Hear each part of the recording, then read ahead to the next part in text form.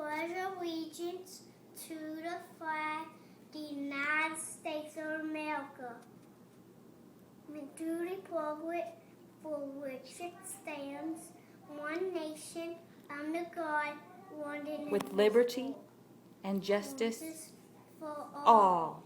During the fall of 2013, 6-year-old Jack Culverhouse was diagnosed with a rare brain cancer called DIPG, or diffuse intrinsic pontine glioma. The tumor is located on part of the brain stem and blocks nerves from sending signals to the body, making movement more difficult. For nearly 2 years, Jack battled the disease before he succumbed to the illness on June 1st, 2015, at the age of 7. This is his story. He was very independent, even from an early age. He just wanted to do everything on his own. And it kind of showed throughout his life as he got older, the independence and that older brother mentality that he carried with him. He liked to think about things a lot before he answered, so when he did talk, you listened. He was just a great little kid, just loved life and loved everything, full of energy, full of fun, and it really, was a hard transition when he started coming down with symptoms of the tumor, and just to see that change in him was really a hard thing because he had been so full of life, and then to see it start to drain from him was tough. Jack had been complaining of a headache, and we'd gone through and done our due diligence as parents, taking him to to his the pediatrician's office and having him evaluated. And that morning, Jack was getting up, being prepared for school, and Jack was he was the epitome of a perfect child. He was easy to get up. He'd jump up out of bed, get dressed.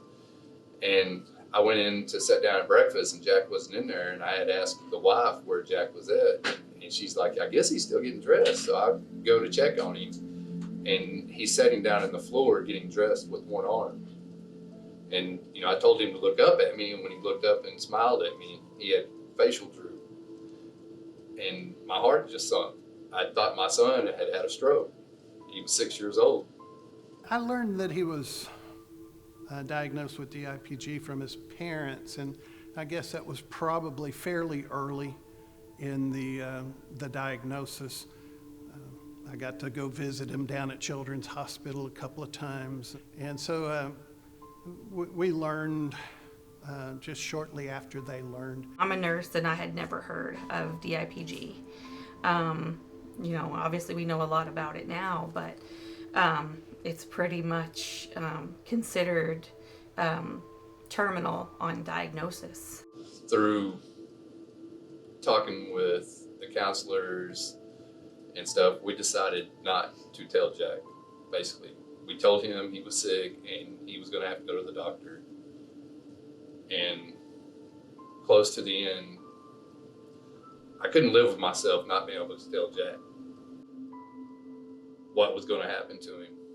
And as the illness got worse and the symptoms got worse, I sat down with Jack.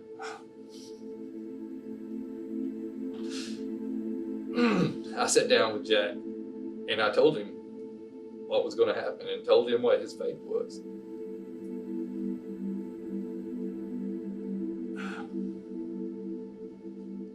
It's very tough because that's not the order of things. DIPG robs kids of everything that we take for granted. There is no surviving DIPG. To sit down and tell a 7-year-old kid that he's not going to live, it's probably about the worst thing any parent would ever have to do. And I made the decision to do that. I wanted Jack to know, and I wanted him to know that when he got to heaven and he looked back, I'd be right there with him. It had been a couple of days that I knew it was not good and that, he was going. And he kept seizing, and I thought he was going to pass the night before. But because we had to give him so much medication to stop him from having the seizures. And then it's the next day, Nolan hadn't been around him that much. And that afternoon, Nolan came in and, just kind of talked and laid with him. And I think he just needed to know that his brother was going to be okay before he passed. Because right after that, he stopped breathing. When Jack finally passed away,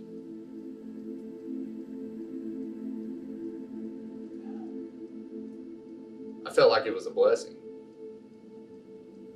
Relief, almost, because I had to sit and watch my son suffer. The last 6 months of his life was terrible. And, it was just brutal. We basically had to wait on him hand and foot. And he was so weak in the end that he couldn't do anything on his own. He couldn't even hold his head up. And one of the last things Jack said to me is, "I'm stuck." When you have DIPG, you're completely aware of, you never lose any of your cognitive abilities, so you know exactly what's going on to you. You can't breathe, you can't see straight, you can't talk. You're just trapped in your own body. In 2015, the Tough Like Jack Foundation was started to bring awareness about DIPG. They have currently raised over $350,000. Although Jack's time on Earth was short, his impact will be felt throughout his community for many years to come by those that knew him and those who his foundation has helped.